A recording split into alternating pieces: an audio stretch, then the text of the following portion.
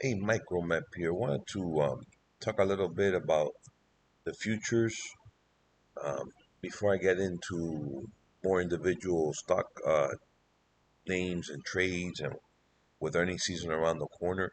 But I wanted to chime in. I did a video, a short, didn't have audio, and thanks Taz for telling me that. Um, but I wanted to talk about the dollar and the impact that will have on us going forward. So this is the 1 year chart on the dollar. We had a high of 114, and that was back in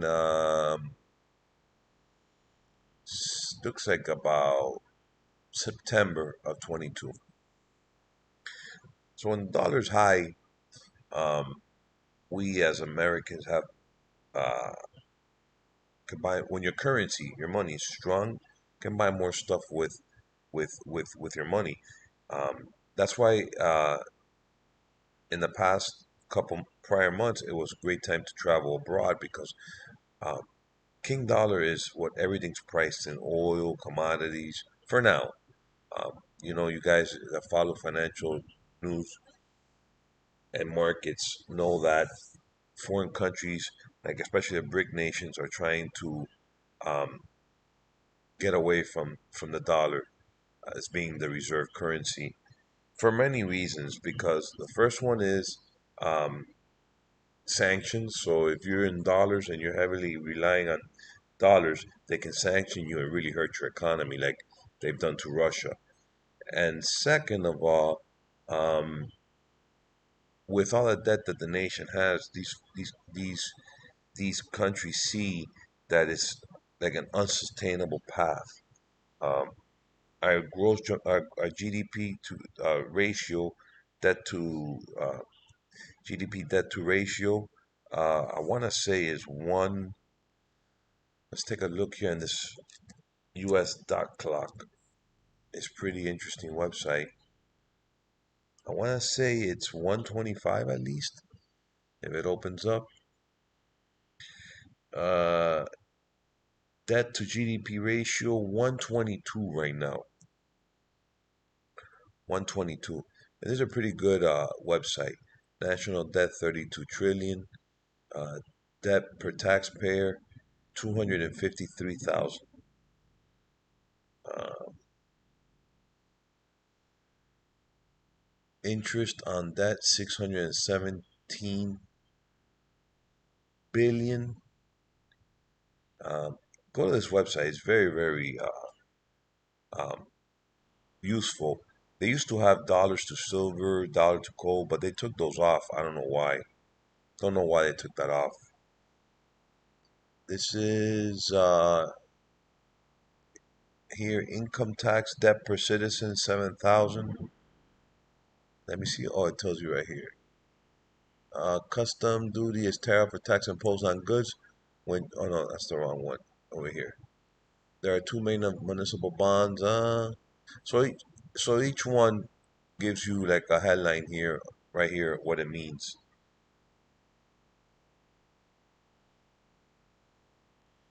I don't know why it has zero here.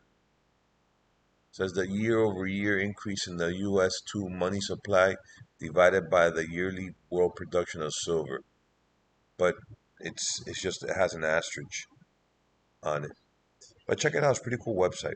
So the countries are aware of this and they see that, so they're like, all right, we kind of gotta get off our dollar and try and come up with a different system, but whatever they're planning to do.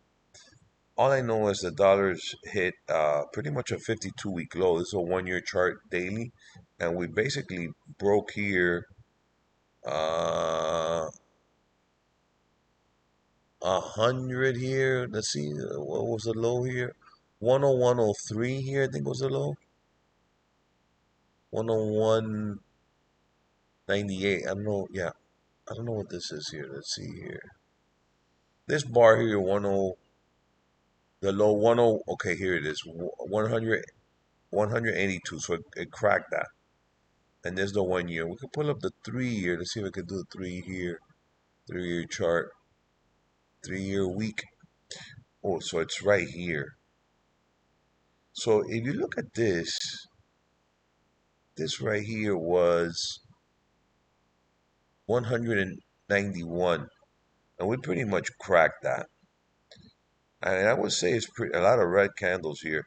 Um, it could be pretty much smooth sailings all the way down to 90. Because this is, I don't really see, I see that this support here has been broken, and this is pretty, I see the consolidation more here at the 90 level. I think we get hit straight down to 90. And that's a 10% haircut in our purchasing power. Um, so with the dollar rolling over, I think inflation is just going to get ignited. So I follow the theme. You want to be in energy, you want to be in commodities, precious metals, and in international markets. That's my 2 cents. I just wanted to give you some whereabouts on the dollar trend, and and that it's rolling over. So a lot of red candles here as of late.